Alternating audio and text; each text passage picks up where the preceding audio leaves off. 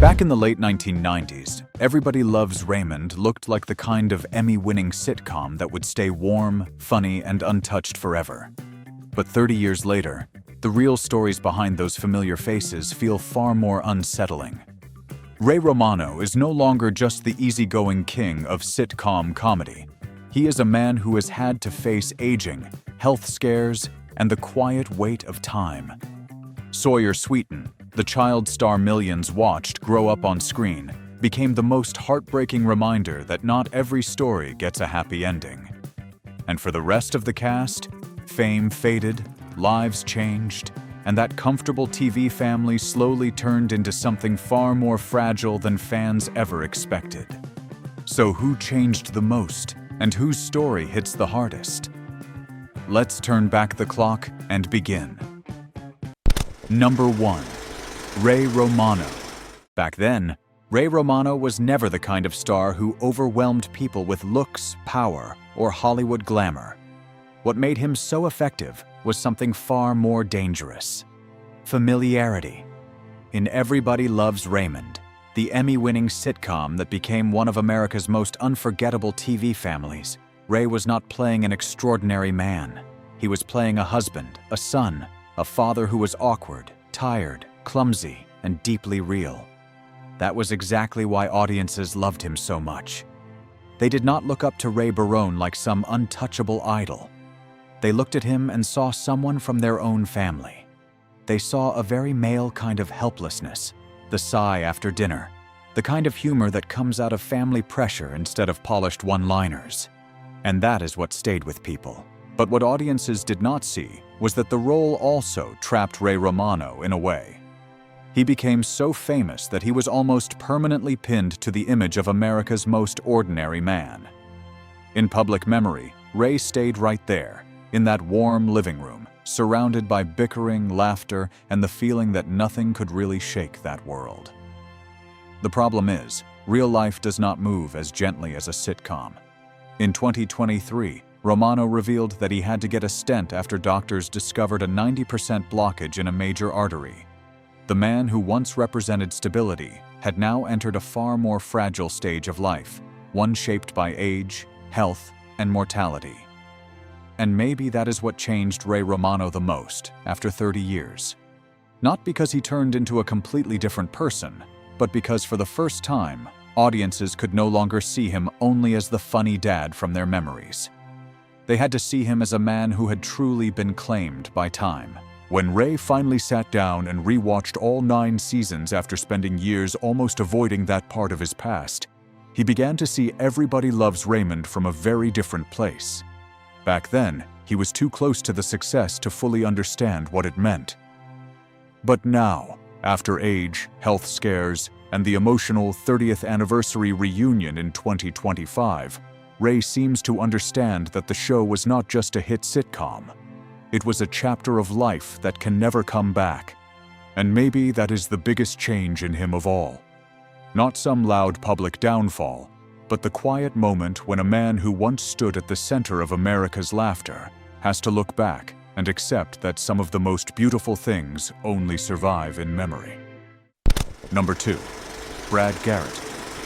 Brad Garrett entered Everybody Loves Raymond like a presence too big to ignore.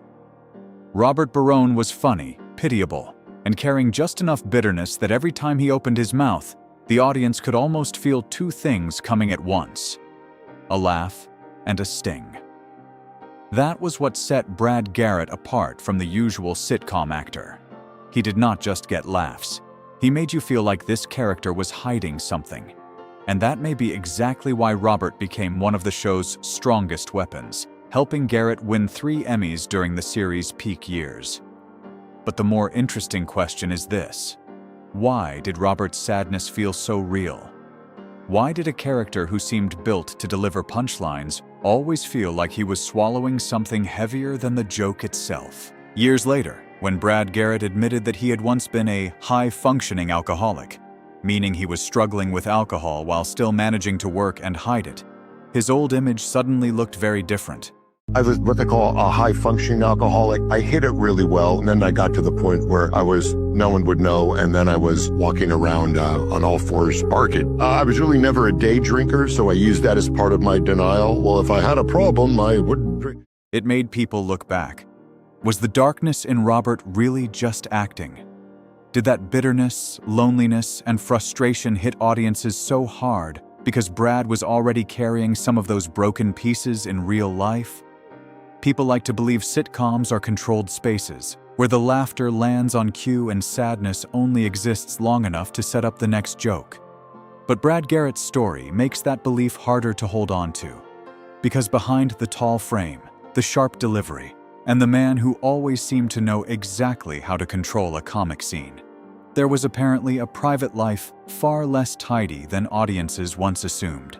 Brad Garrett's first marriage ended in divorce in 2007. After that, his name occasionally showed up in the headlines in far less comfortable contexts, from run-ins with paparazzi to a battery accusation involving a photographer.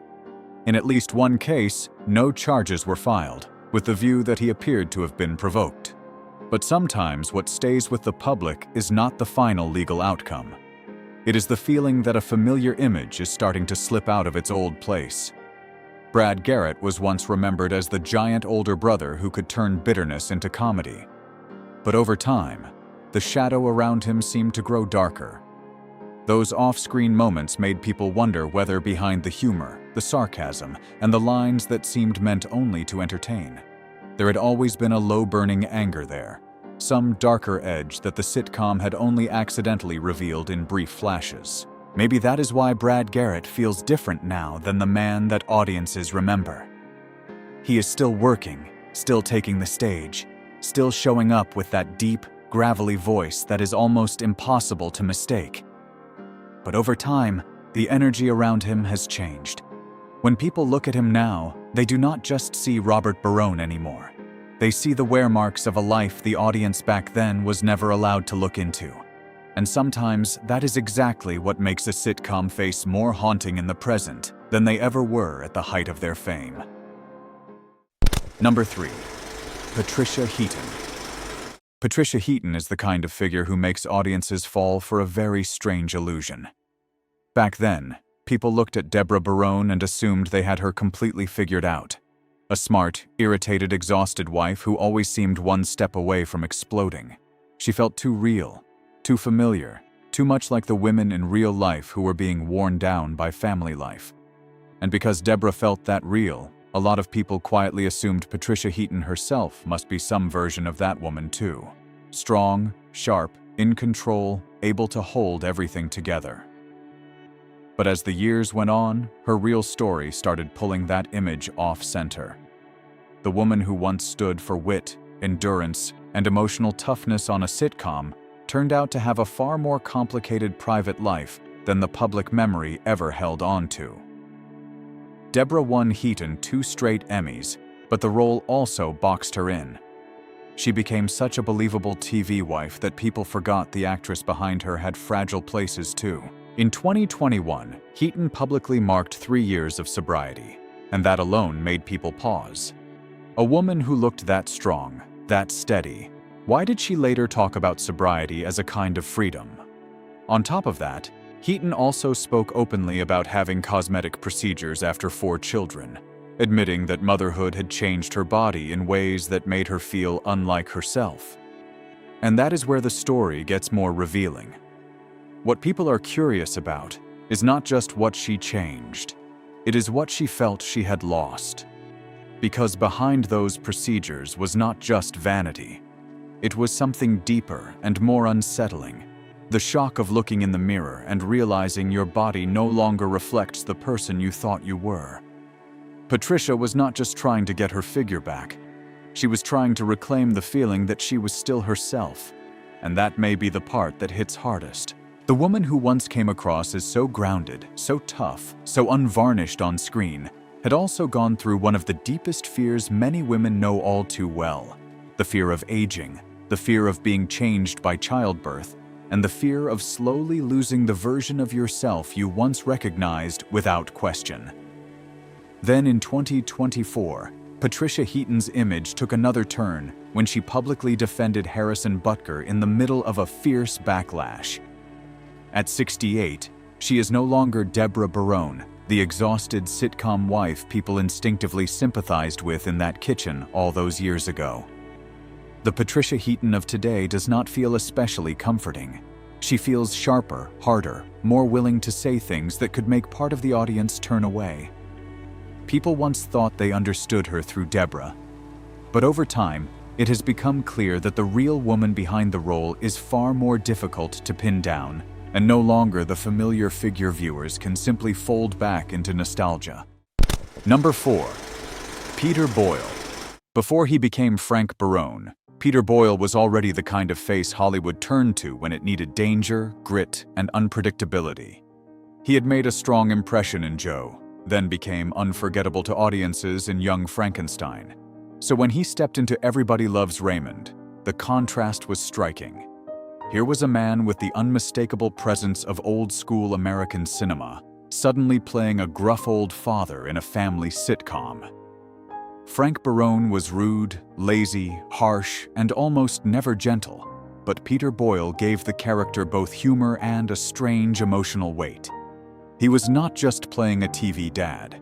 He brought the full gravity of a screen legend into the Barone living room, and that is exactly what made Frank one of the most unforgettable characters on the show. But what makes Peter Boyle's story hit harder is that he never felt like just a sitcom actor. He came across like a man who had lived through too much, to the point where even his face seemed to carry the marks of time. Ray Romano once said that in real life, Boyle was far more intelligent, thoughtful, and calm than the gruff presence he projected on screen. That contrast is part of what made his image feel even more haunting later on. Everybody Loves Raymond ended in 2005. Just 1 year later, Peter Boyle died at the age of 71. The show kept living on in the memories of viewers, but one of its heaviest presences was gone far too soon. Maybe that is why Peter Boyle no longer feels like just Frank Barone today. He feels like one of the heaviest memories the show left behind. Funny, rough-edged, and carrying a sadness that is hard to put into words. Number 5. Doris Roberts. Doris Roberts was the kind of actress who made people rethink the way Hollywood treats age. When she stepped into the role of Marie Barone on Everybody Loves Raymond, she did not show up as an older mother just there to set up the laughs. She walked into the frame and almost took it over. Marie was sweet, controlling, and so intrusive that every time she opened her mouth, the audience knew something was about to happen. Doris Roberts played the role with such precision that Marie was not just funny. She created a very real sense of pressure, as if a mother's love could become something heavy enough to press down on an entire house.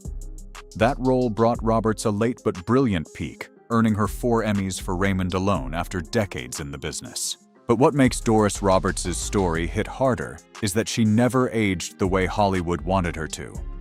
While the industry has always quietly pushed older women away from the center, Doris kept working, kept speaking up, and talked openly about the ageism she saw around her. That is why, looking back now, Marie Barone feels like more than just a memorable sitcom character. She feels like the mark left by a woman who lived through an entire era and still held on to her presence all the way to the end. Everybody Loves Raymond ended in 2005.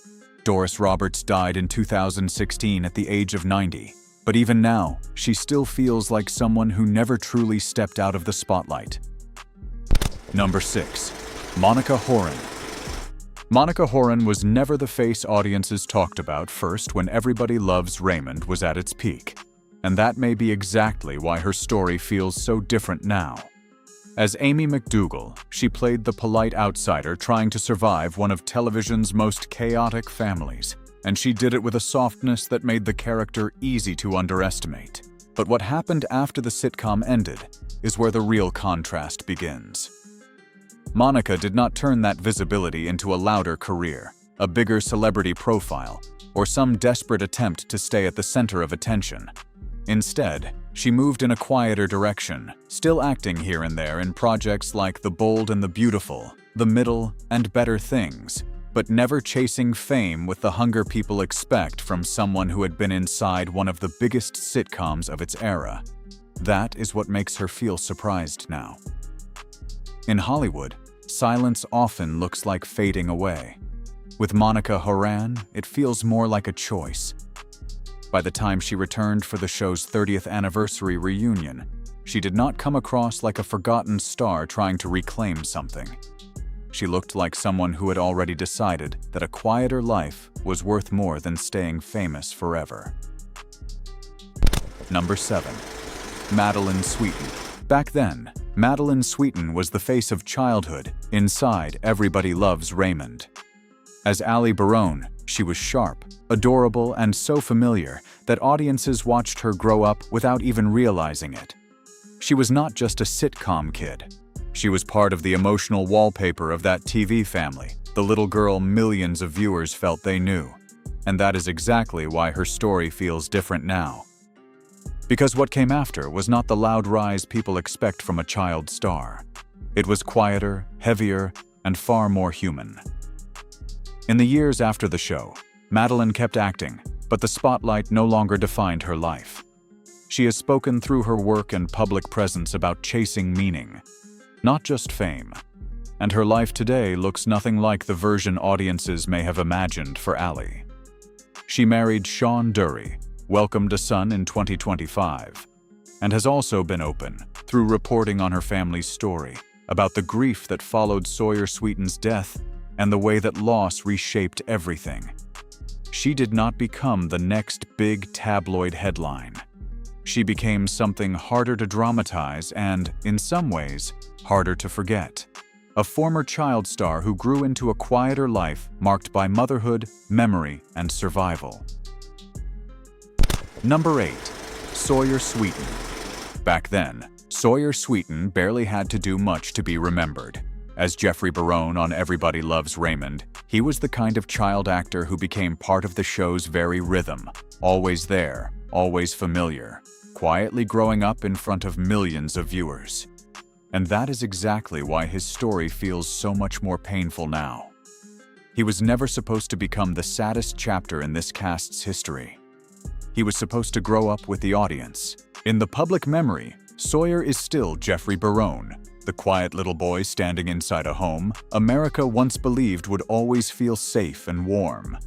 But in April 2015, time stopped for him at just 19 years old. What makes Sawyer Sweeten's tragedy so haunting is not only that he died at 19, but the feeling that no one ever truly understood what was happening inside a boy. America thought it had watched grow up. How could someone so familiar have been carrying a darkness almost no one saw in time? How could a child who lived inside one of America's warmest family sitcoms become the most painful loss the show would ever leave behind? And maybe it is exactly because there has never been a clear enough answer that the story hurts more with time. Sawyer did not leave the public with a tragedy that feels easy to explain. He left a void, a question that never fully closes, a memory frozen in place. America watched him grow up on screen, but never got to see the person he might have become. Out of all the stories behind Everybody Loves Raymond, which one hit you the hardest? Was it the quiet weight of Ray Romano, the darker side of Brad Garrett, or the heartbreaking loss of Sawyer Sweeten? Let us know in the comments below. And if you still love looking back at the stars who once felt frozen in time, don't forget to like, subscribe, and stay with us for more unforgettable then and now stories.